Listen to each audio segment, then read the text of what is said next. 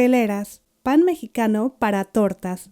Te comparto cómo hacer teleras en tu cocina, una receta paso a paso para que obtengas los mejores resultados y siempre tengas pan en casa para que los niños lleven a la escuela su tortita o, por qué no, para emprender en tu negocio. Acompáñame a verla. La telera es un pan de agua, pero aún así voy a comenzar preparando el prefermento. Esta vez tengo aquí 1 kilo de harina de trigo todo uso. Puedes utilizar harina de fuerza en su lugar si tienes en casa, o como he hecho en videos anteriores, mezclar mitad harina de trigo todo uso y mitad harina de fuerza. Ahora, como ves, de esa harina voy a tomar unas 4 a 5 cucharadas que iré colocando en otro recipiente, en donde también añadiré 14 gramos de levadura seca. Si usas levadura fresca necesitarás 42 gramos.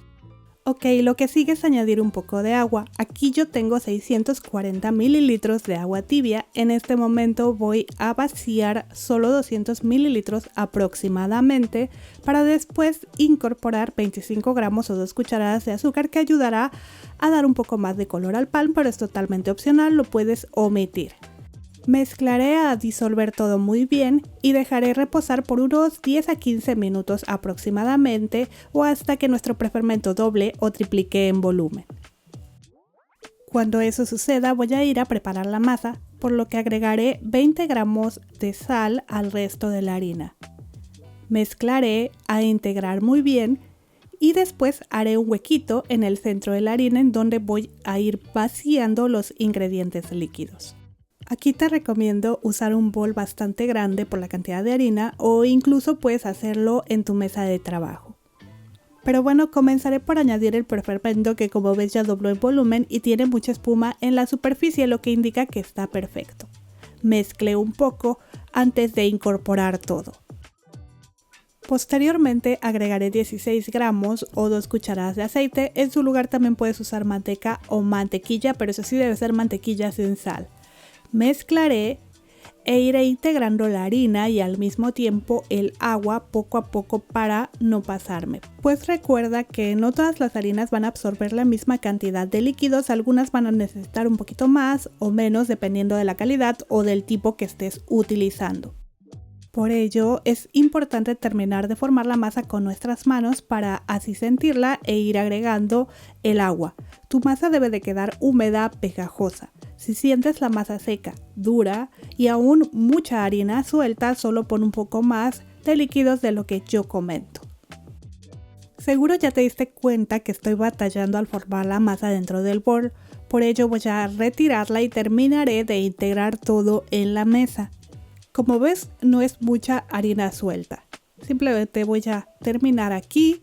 Y en este punto, si es tu primera vez y sientes la masa muy aguada, muy pegajosa, y te cuesta algo de trabajo manejarla, simplemente cúbrela y deja reposar por unos 15 a 20 minutos para que la harina absorba los líquidos y así te cueste menos trabajo. Yo continúo en este momento, comienzo golpeando la masa contra la mesa, doblando, recogiendo, y ya que puedo sigo empujando y envolviendo la masa, pero usa el procedimiento que a ti se te haga más fácil. Y en cuanto al tiempo de amasado, este va de 15 a 20 minutos o hasta obtener una masa suave y elástica. Aquí yo ya la veo perfecta, con algunas burbujitas en la superficie, lo que indica que se ha desarrollado bien el gluten, así que formaré una bolita e iré por un recipiente al cual le voy a untar un poco de aceite para que no se pegue la masa, la cual colocaré dentro, y también le voy a untar un poquitito de aceite para que no se seque. Cubriré y voy a dejar reposar a que la masa doble su tamaño. El tiempo va a depender del clima en donde tú vivas. A 27 grados centígrados, mi masa dobló su tamaño en 1 hora. Para verificar que está lista, toca la superficie ligeramente con la yema de tus dedos. Si la marca regresa lentamente, quiere decir que ya está perfecta. Voy a ir retirándola del bol y colocaré en una superficie limpia y seca, donde iré doblándola suavemente para remover las burbujas de aire que se formaron. Por cierto, te invito a suscribirte al canal, tenemos muchas otras recetas que pueden ayudarte. Además, si activas la campanita de notificaciones no te perderás ninguno de los nuevos videos. Ok, una vez lista la masa voy a dividirla por la mitad. Formaré una barra tratando de que tenga el mismo tamaño por todos lados. Cortaré en 3 porciones de un tamaño muy similar. A su vez iré dividiendo cada una en 2 para así tener 6 piezas. Y haré exactamente lo mismo con la otra barrita. En total obtuve 12 piezas que puedes pesar. Deben estar entre 138 a 140 gramos cada una. Si quieres panes un poco más pequeños es más fácil, divides primero tu masa en 4, luego en 8 y al final en 16. Pero bueno, tomaré una porción la cual voy a ir aplanando para después doblar sobre sí misma, como se muestra en el video. Voltearé, bolearé y voy a ir colocando en una superficie enharinada. Como ves, es una masa que aún se siente un poquitito pegajosa. Esto es totalmente normal. Ya que terminé con todas las bolitas, cubriré con un trapo ligeramente húmedo, aunque también les puedes untar un poquitito de aceite para que no se sequen. Dejaremos reposar por unos 10 a 15 minutos. Así nos vamos a asegurar que los panes queden con una miga más bonita, además de que nos costará menos trabajo darles forma. Pasado este tiempo, tomaré la primera porción que formé, espolvorearé harina en mi mesa de trabajo, colocaré la masa y formaré un tipo de óvalo presionando con las palmas de mis manos por los lados como se muestra en el video, tratando de que quede una pancita en el medio. Después me ayudaré con un palo, no tan ancho. Este que yo tengo está muy largo, pero bueno, pues de preferencia usa uno más pequeño para que no tengas problemas de tirar cosas, como me pasa a mí que tengo que quitar todo alrededor cuando lo voy a utilizar.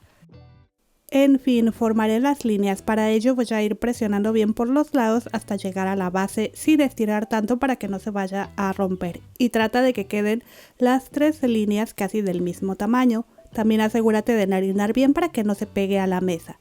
Lo que sigue es llevar un molde con papel de hornear o un molde ligeramente engrasado y enharinado. Y haremos exactamente lo mismo con las demás porciones. Ya que tengo todas listas, les voy a untar un poco de aceite para que no se sequen, aunque también les puedes espolvorear un poco de harina.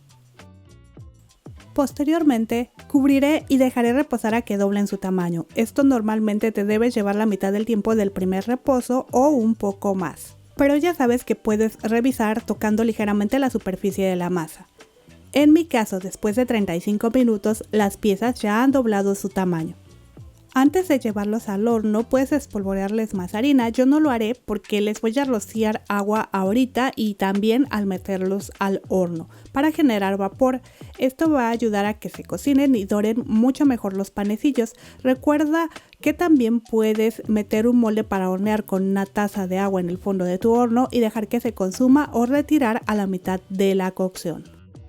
Pero bueno, voy a llevarlos al horno que está precalentado a 220 grados centígrados. Al meterlos al horno voy a reducir la temperatura a 200 grados centígrados y como te dije hace un momento voy a rociarles un poco más de agua en este momento para generar el vapor. Cerraré y hornearé por 20 a 25 minutos. Ahora, a la mitad de la cocción abriré ligeramente y rápidamente la puerta del horno para dejar escapar el vapor. O si pusiste la bandeja con agua, aquí la retiras, cierra y deja que terminen de hornearse los panes. Esto lo hacemos para que queden doraditos, ya que si dejamos atrapado el vapor en el horno, lo que va a pasar es que al final tus panes van a quedar blancos. En fin, mis panes estuvieron listos en 20 minutos. Al retirar voy a colocarlos inmediatamente en una rejilla para dejarlos enfriar completamente porque por más que me gusten estos panes debemos esperar mínimo 1 hora antes de consumirlos. No es bueno comerlos cuando aún están calientes. La verdad es que me encanta la forma que tienen. También hay otro tipo que son mucho más pequeñitos y con una división por la mitad. Esos me encantaban de pequeña y espero pronto compartirles la receta también. Ok, te muestro, son 12 piezas medianas. Si quieres panes más grandes, haz solamente 10 piezas. Si quieres panes más pequeños, puedes hacer hasta 16 piezas. Para mí este es el tamaño perfecto. Escucha lo crujientito que queda este panecillo. Por último quiero mostrarte cómo está por dentro. En México este tipo de pan telera lo usamos para las tortas de cecina, tasajo, chorizo, quesillo, una variedad.